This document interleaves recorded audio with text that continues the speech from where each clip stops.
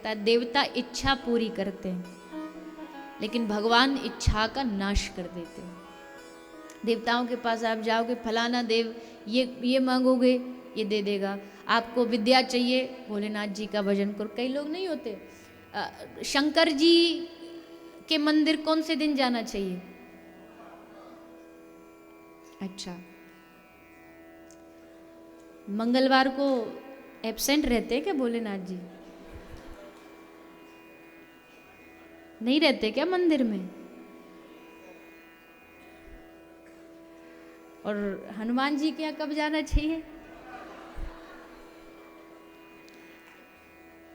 मंगलवार को हनुमान जी के पास जाएंगे, लड्डुओं का भोग, मोतीचूर के लड्डू, फलाने लड्डू। हनुमान जी ना भी खाए तो भी ठूस ठूस के खिलाएंगे, खाओ। पवन पुत्र हनुमान, मंगलवार को लड्डू की, बुधवार को हनुमान जी को भूख भी लग जाए ना तो एक लड्डू नहीं मिलेगा।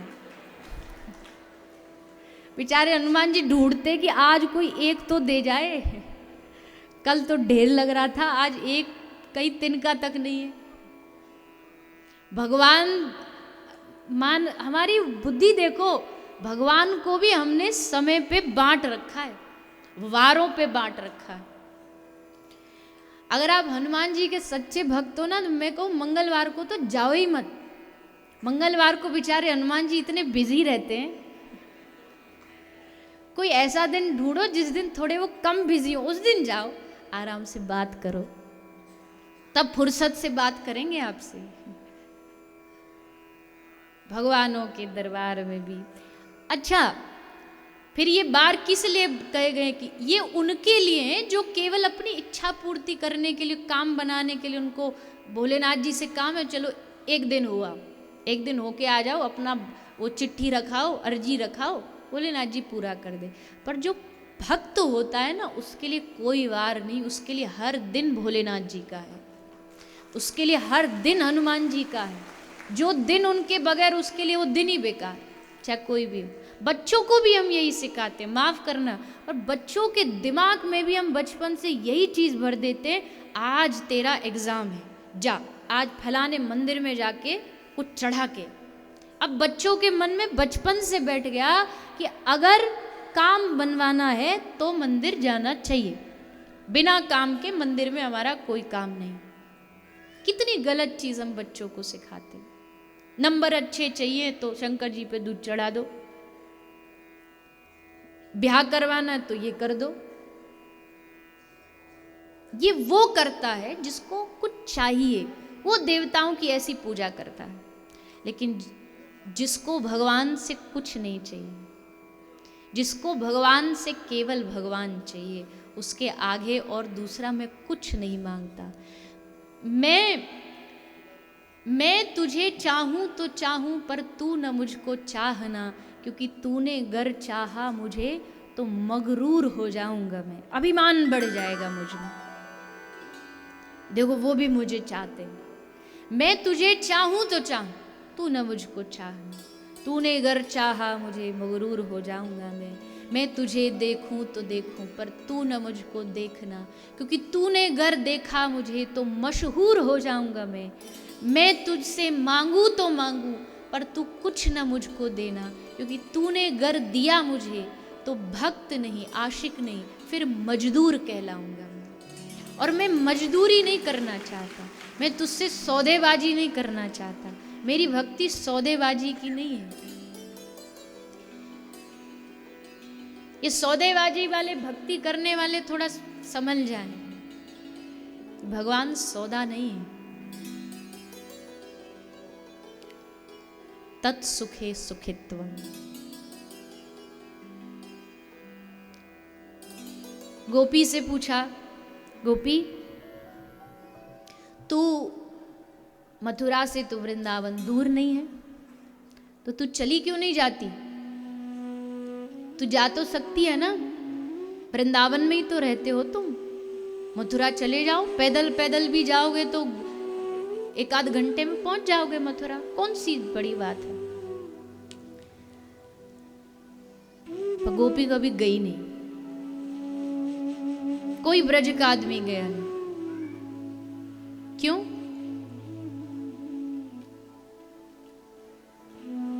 क्योंकि कृष्ण को शायद मथुरा रहने में सुख है।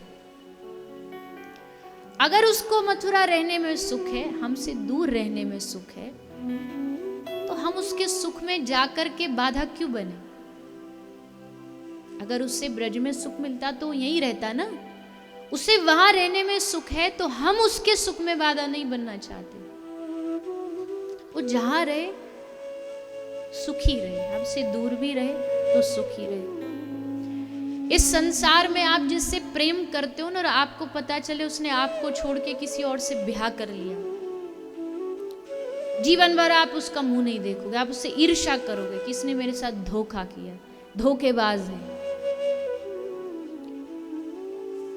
लेकिन क्या ब्रज की गोपियों ने ऐसा किया? जितनी बार कृष्ण का विवाह हुआ, एक दूत आके बताता कन्हैया ने एक शादी कर ली। गोपियों का बस एक ही प्रश्न होता था, क्या हमारा कन्हैया उसमें सुखी है? हाँ सुखी है, बस। गोपी इस बात से राजी हो जाती कि चलो अब कोई तो है उसकी देखभाल करने वाला। रुक्मणी को कहना कृष्ण की खूब देखभाल करे। राधा रानी की बातों को आप सुनोगे ना, जब वो उस ब्रज में पड़ी पड़ी श्री कृष्ण का स्मरण करती है,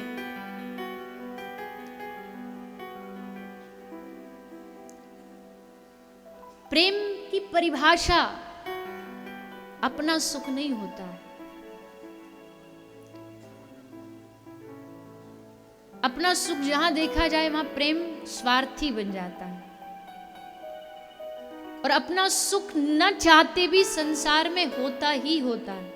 लाख कोशिश कर लो आप, लाख दावे कर लो कि नहीं हम तो निस्वार्थ प्रेम संसार से हो ही नहीं सकता, कभी नहीं हो सकता।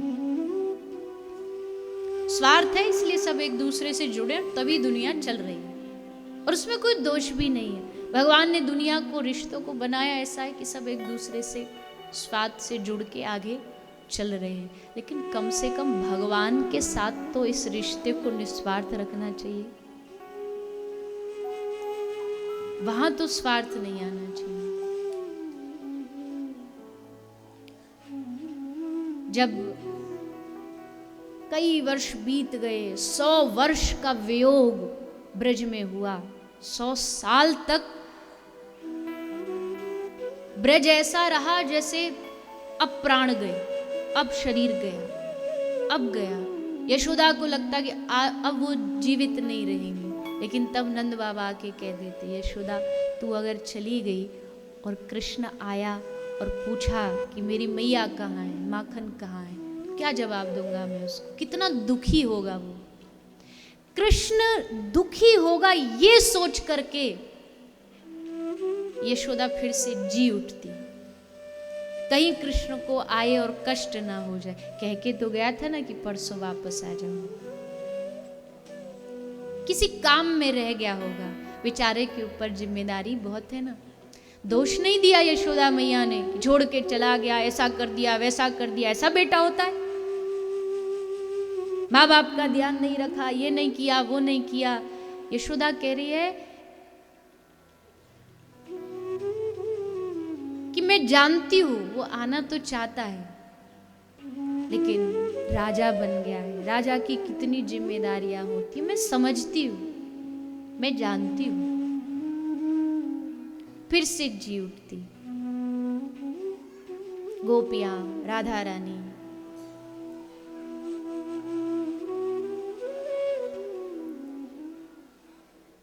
इनके प्रेम की बात ही अलग है, निस्वार्थ प्रेम। बेचारे उद्धव ने सोचा ये गांव के गवार लोग मेरी क्या बात समझेंगे, इनको पता ही क्या है। कभी इन्होंने कोई शास्त्र उठा के, वेद पढ़ा है इन्होंने कभी? गोपियों से पूछता है, शास्त्र पढ़े तूने कभी गोपी? गोपी कहती है नहीं, हमने शास्त्र नहीं पढ़े, पर जिसने शास्त्र बनाए हैं ना, उस शास्त्र बनाने वाले को हमने पढ़ लिया है, हमने कृष्ण को पढ़ लिया है। अब हमें शास्त्र पढ़ने की आवश्यकता नहीं, हमने कृष्ण को जान लिया है। 100 साल ऐसे बीत गए। 100 साल में न जाने कितनी बार वृंदावन और वृंदावन के लोग मरे, कितनी बार फिर जी उठे। ये चलता रहा। 100 साल बाद एक न्योता आया, 100 साल बाद एक निमंत्रण आया। कहां से? कुरुक्षेत्र से। ब्रजवासियों ने कहा, कुरुक्षेत्र में मेला लग रहा है, सूर्य ग्रहण। उस सूर्य ग्रहण में दुनिया से सब लोग आ रहे हैं। राधा रानी को कहा कि हे श्री राधा रानी, आप भी चलो। राधा रानी ने हंस के कहा, रे ललिता विशाखा, कैसी बात करती हो? तुम जानती हो ना, मैं इस ब्रज को एक क्षण के लिए भी नहीं छोड़ सकती। मैं, ये वृंदावन मेरा शरीर है, मेरा प्राण है, मैं इसको छोड़ नहीं सकती हूँ। और सूर्य ग्रहण में मेरा क्या काम? एक सखी बोली, आप जानती नहीं, सूर्य ग्रहण में स्नान करने से पवित्र स्थान पे पुण्य मिलता है। बड़ी जोर से हंसी राधा रानी। पुण्य और मेरा आपस में क्या संबंध? मेरा पुण्यों से कोई रिश्ता नहीं।